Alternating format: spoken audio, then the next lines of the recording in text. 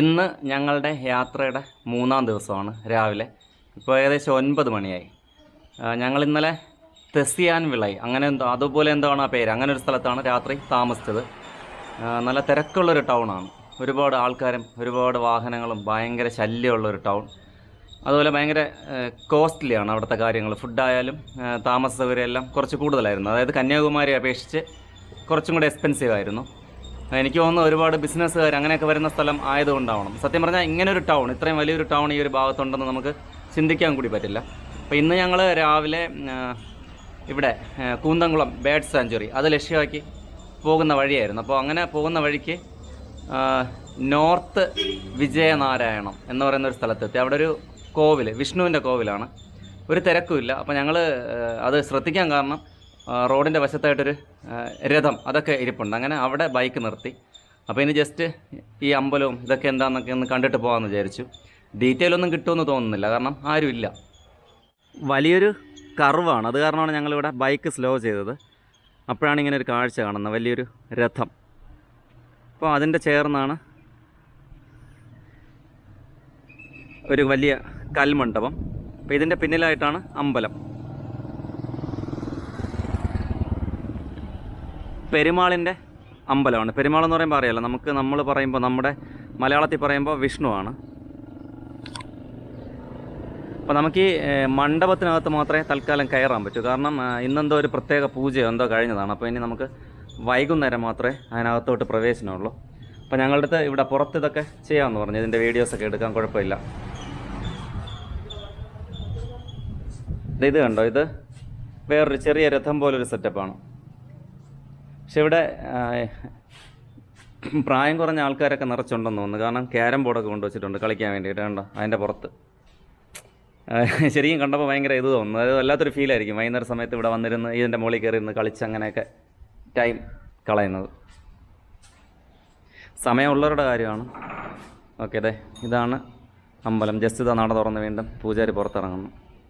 രഥത്തിൻ്റെ അടുത്ത് പോയി അതിൻ്റെ വിഷ്വലൊക്കെ കണ്ടിട്ട് വരാം.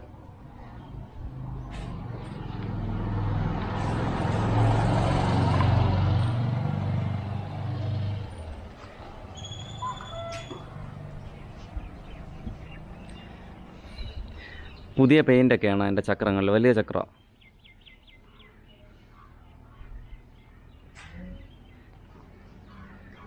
ഇതേ ഒരു പശുക്കുട്ടൻ മേഞ്ഞു പോകുന്നു. പശുക്കുട്ടനല്ല, കാളക്കുട്ടൻ. ബാ ബാ, മൈൻഡ് ചെയ്തിട്ട് പോടേ, ഇവിടെ വാടാ.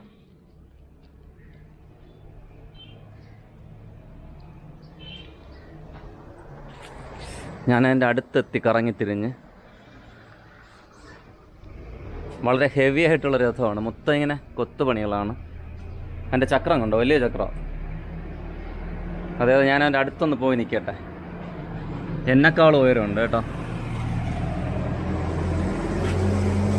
ഇതിൻ്റെ അടിവശത്ത് കണ്ടോ, ഇത് എക്സ്ട്രാ ചക്രങ്ങളാണ്. ഈ വശത്തും ഇരിപ്പുണ്ട്, ആ വശത്തും ഇതുപോലെ ഒരെണ്ണമുണ്ട്. എക്സ്ട്രാ അല്ല, എനിക്ക് തോന്നുന്ന ഇതായിരിക്കും പ്രധാനമായിട്ടുള്ള വെയിറ്റ് താങ്ങുന്നത്. കാരണം കൃത്യം നടുക്കായിട്ടാണ്. കണ്ടോ ആ വശത്തുമുണ്ട്. മൊത്തം 6 ചക്രങ്ങളാണ്, പുറത്തായിട്ട് 4 എണ്ണം.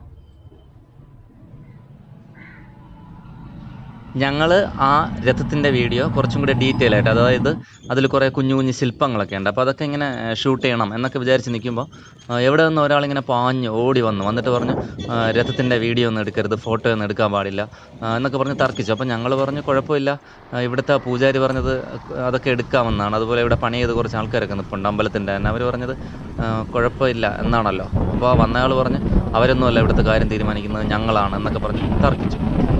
പിന്നീട് അതുകൂടി ഒരു പോലീസുകാരൻ വന്നു. അപ്പോൾ പുള്ളിയാണ് ഞങ്ങളുടെ അടുത്ത് പറഞ്ഞത് ആ ഒരു സ്ഥലം അത് ശരിയല്ല, അത്രയ്ക്ക് മോശമായിട്ടുള്ളൊരു സ്ഥലമാണ്, ഞങ്ങളുടെ അടുത്ത് അവിടെ നിൽക്കേണ്ടെന്ന് പറഞ്ഞു.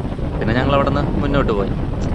പിന്നെ ഞങ്ങൾക്ക് ചോദിക്കണം എന്നൊക്കെ ഉണ്ടായിരുന്നു. കാരണം ആ രഥം അതിങ്ങനെ റോഡിൻ്റെ വശത്തായിരിക്കുന്നത്. അപ്പോൾ പിന്നെ ഇങ്ങനെ പബ്ലിക്കായിട്ട് വെച്ചിട്ട് അതിൻ്റെ ഫോട്ടോസും വീഡിയോസും എടുക്കണ്ട എന്നൊക്കെ പറയുന്നത് എന്താ എന്നൊക്കെ ഞങ്ങൾക്ക് ചോദിക്കണമെന്നുണ്ടായിരുന്നു. പക്ഷേ അത് ശരിയല്ല എന്ന് ഞങ്ങൾക്കറിയാം. കാരണം കേരളത്തിലെ സംഭവം അറിയാമല്ലോ, പള്ളിയോടത്തിൽ ചെരുപ്പിട്ട് കയറി ഫോട്ടോ എടുത്തതും പ്രശ്നങ്ങളൊക്കെ ആയത്. അത് കാരണം ഞങ്ങൾ പിന്നെ അവിടെ നിന്ന് വീണ്ടും മുന്നോട്ട് പോയത്. അതായത് കൂന്തംകുളമാണ് ഞങ്ങളുടെ ലക്ഷ്യം. ശരിക്കും ഞങ്ങൾ കൂന്തംകുളത്തോട്ട് പോയതായിരുന്നു. അപ്പോഴായിരുന്നു ഇത് കണ്ടിങ്ങനെ നിർത്തിയത്. എന്തായാലും കുഴപ്പമില്ല. ഞങ്ങളിപ്പോൾ പോകുന്ന ഈ സ്ഥലം ബൈക്ക് ഇപ്പോൾ സഞ്ചരിക്കുന്ന സ്ഥലം എന്ന് പറഞ്ഞാൽ ഗ്രാനൈറ്റൊക്കെ പൊട്ടിച്ചെടുക്കുന്ന സ്ഥലമാണ്. അതുപോലെ ഇതിൻ്റെ ഇടതുവശത്തായിട്ടൊരു ചെറിയ ഡാമൊക്കെ നിർമ്മാണം നടക്കുന്നുണ്ട്. അപ്പോൾ എന്തായാലും ഞങ്ങൾ മുന്നോട്ട് പോകുന്ന കുന്തംകുളത്തോട്ട്. അപ്പോൾ അവിടുത്തെ കാഴ്ചകളുമായിട്ടൊക്കെ വീണ്ടും കാണാം. Bye bye.